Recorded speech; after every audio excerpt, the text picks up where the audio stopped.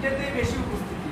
আর এই উপস্থিতিতে আমার সত্যি অনেক ভালো লাগছে। বিশেষ কর এখানে একটা কথাই বলবো, আমাদের আসলে বেশি একত্রিত হওয়ার হয়েছে আমাদের কবিরের মেয়ে, মানে আমাদের আম্মু, ছোট আম্মু, যার নাম হচ্ছে মারিয়া কবির, মাহিরা কবির কাইফা। আসলে আমরা একত্রিত হওয়ার বিষয় হচ্ছে যে সে ক্লাস 3-তে গত বছর 10টা বৃত্তি পেয়েছে, 11টা বৃত্তি পেয়েছে। 11টা বৃত্তির মধ্যে 5টা বৃত্তিতে সে প্রথম হয়েছে। আর আসলে তার এই ভালো একটা রেজাল্ট, অবসরণীয় রেজাল্ট আমাদেরকে অনুপ্রাণিত করে আমাদের পরবর্তী প্রজন্মকে, আমাদের সন্তান, আমাদের ভাই ছেলে, ভাইয়ের মেয়ে, ওদেরকে অন্তত একটা উদাহরণ দিতে পারি। দেখো ও এই বয়সে একটা ভালো রেজাল্ট করছে, তোমরা আরো ভালো করে পড়ো, ওর মতো যাতে হইতে পারো।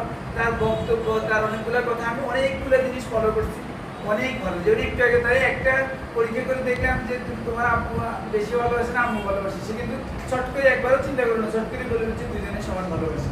এটা হচ্ছে আসলেই আমাদের আইকিউ একটা জিনিস থাকে, যেটাকে বলা হয় ইন্টেলিজেন্ট কোশ্চেন। অর্থাৎ আমি তাৎক্ষণিক কি সিদ্ধান্ত নেব, মাশাআল্লাহ ওর এরকম অনেক কিছু আছে, বুঝা যাচ্ছে। মনে করেন অনেকের ঘরে আগুন লাগছে, সে আগুন করে চিৎকার দিয়ে অজ্ঞান হয়ে গেছে, তার মানে আইকিউ কম। সে বুঝে না যায় আগুন লাগছে, এই সময় আমি স্থির থাকি পানি মেরতে হবে, বা মানুষকে ডাকতে হবে পানি মারার জন্য, এটাকে আইকিউ বলে। মাশাআল্লাহ করে আমাদের সাথে পড়ালেখা করছে। মাঝখানে আমি একটা কথা বলি, এটা জাস্ট সিটিজেন নাকি কবির আমার ক্লাসমেট ছিল, তোমার আমার ক্লাসমেট, আমার নম্বর 1 ছিল, ওর নম্বর 2 ছিল, এটা তো তোরা অনেকই জানো। কিন্তু দেখছি যে কবির ইংরেজিতে তখন থেকে অনেক ভালো ছিল।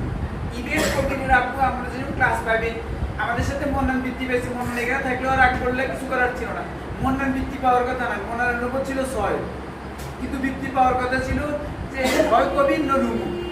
আমি অতটা ছিলাম না কবির, কিন্তু কবির তখন ঠিক মতো কবির বাবা জোর করিয়ে এনে তারা স্কুলে দিত, তার হাতের লেখাটাকে অনেক ভালো মানেছিল। কিন্তু তখন থেকে ওর সাথে আমার মানে ভালো সম্পর্ক, যদিও দুজন পার্টনার ছিলাম, একজন ওর নম্বর 1 2 নিয়ে, কিন্তু ও আমাকে ইংরেজিতে প্রচুর হেল্প করছে। বিশেষ করে যে টেন্স মনে রাখার জন্য আমার এখনো মনে আছে, ডিগ্রি পরে এখানে আসলে আমি জিজ্ঞাসা করতাম তুই এই টেন্সের এই পড়া করছে, স্যার জিজ্ঞাসা করলে তুই পড়াস, আমি পারি না, আমার যথেষ্ট হেল্প করছে। ওই সময় থেকে আমার দুজনের সম্পর্ক অনেক ভালো। কোনো একটা দিনের জন্য আমি দুজনের মধ্যে এমন কিছু হলে যে একজনের সাথে কথা বলি, এরকম হয় না।